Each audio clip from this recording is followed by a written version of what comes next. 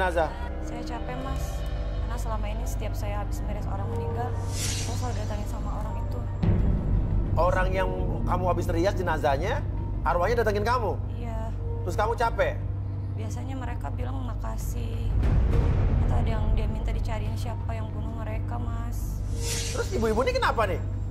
Kok dimimpiin juga? Kan yang perias kamu. Oh, itu mungkin karena alat-alat make up saya yang bekas saya pakai. Maksudnya? Yang saya pakai juga make up yang orang udah meninggal. Maksudnya alat make up yang kamu pakai untuk make up orang ini juga sama dengan alat make up yang kamu pakai untuk make up jenazah? Iya. Kenapa kamu nggak beli baru? Nggak modal. Karena alat make up yang baru itu mahal. Jadi saya pakai yang lama. Jadi cuma beberapa aja yang saya pakai masih baru. Jadi kamu make up jenazah? Iya. Wah, Wi.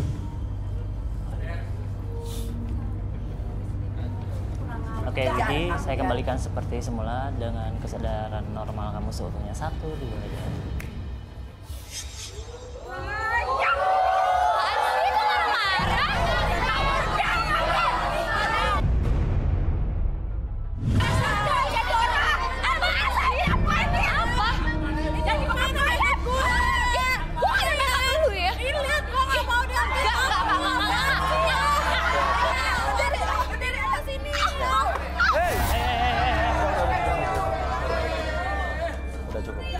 Udah. Nggak modal. Udah.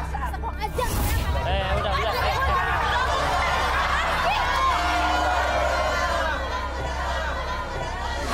Pada dorong-dorong semua, saya nggak ngerti deh. Oke. Sekarang saya tanya, kamu perias jenazah bukan? Tenang. Ya.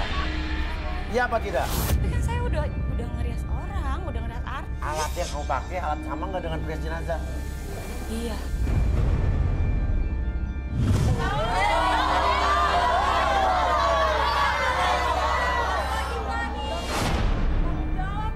Oke. Tigor, gimana Gor? Apakah mereka akan terus diikutin? Apa lo bisa menghilangkan energinya? Apa gimana Gor? Bisa dihilangkan energinya, Mas. Nanti di belakang ya? Iya, Oke, kamu tunggu dulu selesai ini di ruang VIP. Nanti Tigor akan bersihin ya. Dah. Ya. Iya. Silakan. Sebetulnya dia nggak salah juga ya. Dia ngaku emang dia perias jenazah dulu. Cuman yang dia lakukan, dia pakai untuk perias orang sekarang alat yang sama. Kan nggak sama, Mas, itu. Sama aja kan? Iya, cuman mungkin kamu nggak berpikir bahwa itu ada energi-energi yang ditinggalkan. Beda kali ya. Iya, saya... Mungkin Tigor lebih ngerti ya. Iya, Mas. Karena emang bisa gitu. Jadi Bisa seperti itu. Apalagi bekas pembunuhan. Jadi mereka itu seakan-akan energinya menempel ke alat tersebut. Oke, Lala nih coba. Gimana, Gor? Coba silakan Lala maju di depan.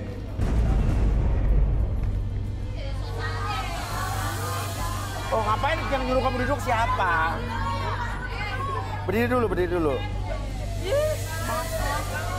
Ya. Gimana, Gor? Lala, aku ingin kamu maju ke depan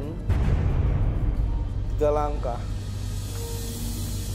Dari sorot matamu, aku ngerasain kamu ini orang yang licik dan picik.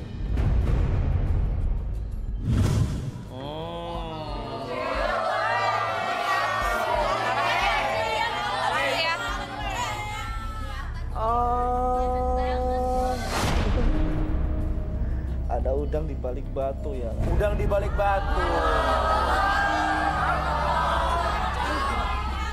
Mas Atau Uya, seperti polisi lalu lintas di balik pohon.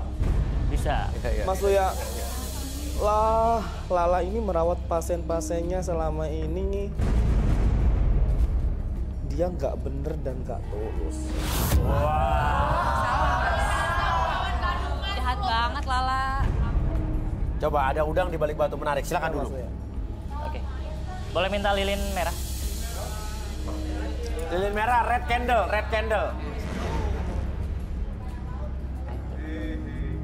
Coba, diapain, Bi? Oke, fokus ke lilinnya. Oke, fokus ke lilinnya. Jangan lihat kemana-mana. Oke, resapin dulu cahaya lilin tersebut. Semakin lama entah kenapa kehangatan dari lilin tersebut meresap ke dalam tubuh kamu.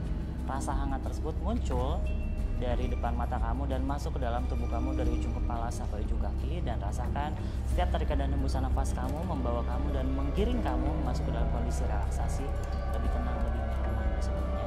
Oke, ketika saya hitung 1 sampai 3, apapun yang kamu rasakan, biarkan dan niatkan menjadi lebih tenang, nyaman, dan rileks.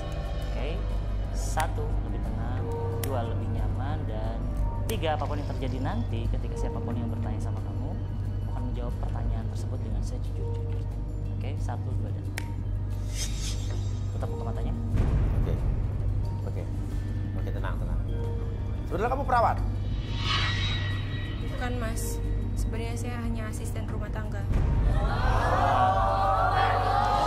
Saya memang tugasnya merawat orang mas. Gimana tuh? Jadi saya sempat mendapatkan majikan mas. Majikan ya? Kakek-kakek lansia yang sudah lansia mas. Oke, terus? Dan saya memandikannya, mengasih makannya, mengajak dia jalan-jalan. Bahkan saya meniduri dia mas. Meniduri gimana? Jadi setiap malam saya meniduri dia sambil menyanyikan lagu. Oh, meniduri itu maksudnya? Menidurkan. Oh, buat dia tertidur. Menidurkan. Dan kakek itu baik sekali sama saya mas. Sebelum kakek itu meninggal, dia sempat menitipkan warisan mas kepada saya. Jadi? Ya, menitipkan warisan 500 juta, rumah di Citayam mas. Oh, jadi kakek itu waktu meninggal justru nulis warisannya bukan buat keluarga, buat kamu. Iya mas. Rumah di Citayam senilai 500 juta. Betul mas. Karena kakek itu merasa saya merawat sungguh-sungguh mas. Dan dari situlah saya suka merawat orang tua mas. Kakek-kakek tapi ya mas. Apalagi yang sakit-sakitan ya mas. Kenapa tuh? Iya mas. Biar nanti warisannya kalau dia sudah meninggal, biar semua itu warisan ke saya.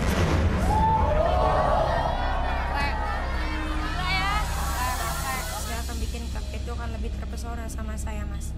Karena nanti kakek itu akan ketergantungan mas Sama kepada kamu? saya. Iya mas. Pastikan nanti anak-anaknya juga lebih cuek mas kepada kakek itu. Jadi warisan dikasih ke kamu? Iya mas. Oke, udah berapa banyak kakek-kakek kamu rawat selama ini? Ada 9 mas. Dan saya masih ada foto-foto kakek-kakek yang sudah pernah terawat sama saya mas.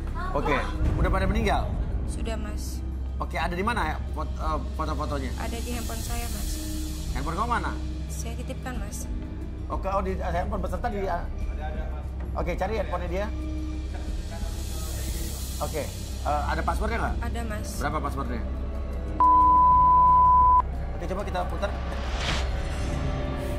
Oh, ini kakek-kakek pernah kamu rawat ya? Iya mas.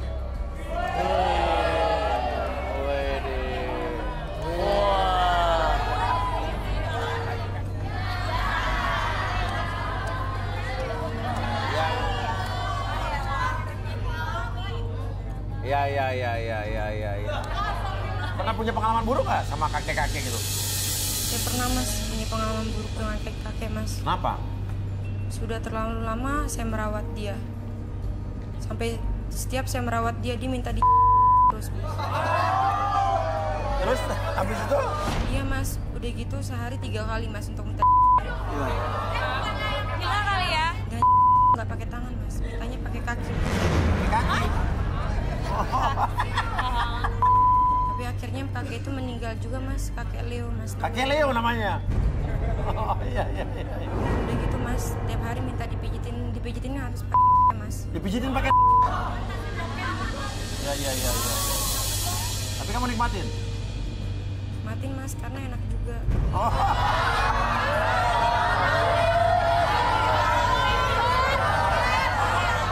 Apa yang kamu ambil dari kakek itu?